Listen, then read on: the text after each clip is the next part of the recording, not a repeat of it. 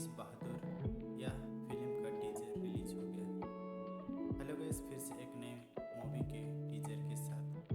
यदि आप लोग मेरे चैनल में नए हो तो चैनल को लाइक, सब्सक्राइब और शेयर करना और मुझे सपोर्ट करना। इसी तरह नई मूवी का टीजर आप लोगों के साथ शेयर करता रहूँगा। भारत और चीन के बीच 1962 में जो युद्ध हुई थी, इसके बारे में एक महत्वपूर्ण या यादगार मूवी बन रही है। जो सबसे महत्वपूर्ण घटनाओं को हमें रंजक घाटी में जो युद्ध हुआ था, इसके बारे में हमें इस मूवी में दिखाया गया है। भारत की 120 बहादुर बड़े पर्दे पर आ रहे हैं।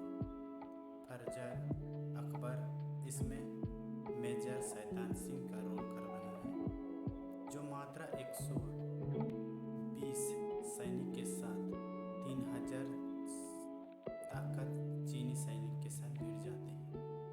भारत की पहले और हकीकत 1964-1962 के बाद भारत चीन युद्ध पर बनी थी, मगर इसके बाद इस युद्ध को या भारत चीन के बीच के मतभेद को दिखाया गया है। फिल्म बहुत ज़्यादा नहीं बनी है। अब फरहान अकबर स्टार 120 बहादुर इस युद्ध से जुड़े हुए रोंगटे खड़े कर देने वाली फिल्म को लेकर बड़े पर्दे पर आ रहे हैं। इस फिल्म का पहला पोस्टर आने के बाद ही फिल्म को चाहने वालों की दिलचस्पी को देखा जा रहा है। अब फाइनली 120 बहादुर का टीजर भी रिलीज हो गया है।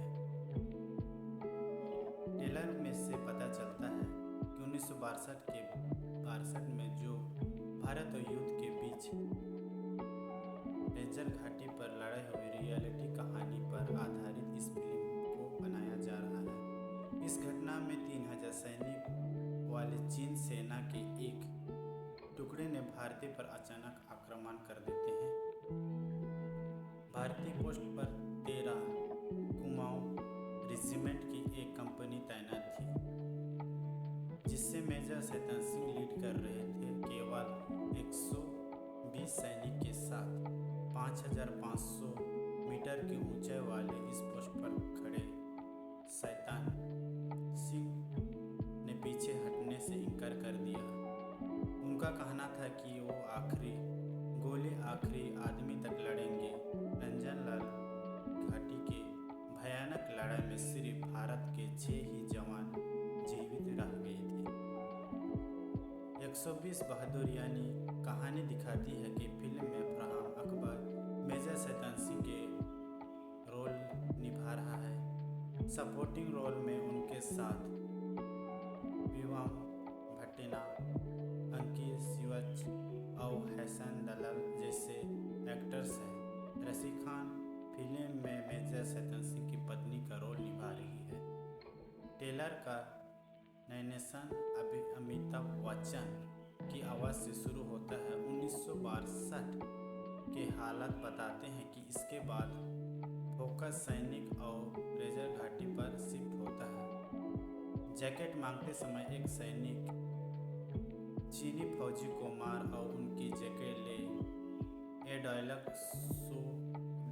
शॉट पर हालत बताता है कि जब हमारे सैनिक के पास भारत चीन के सरहद पर दूस घाटी के डटे रहने के पर्याप्त साधन नहीं थे।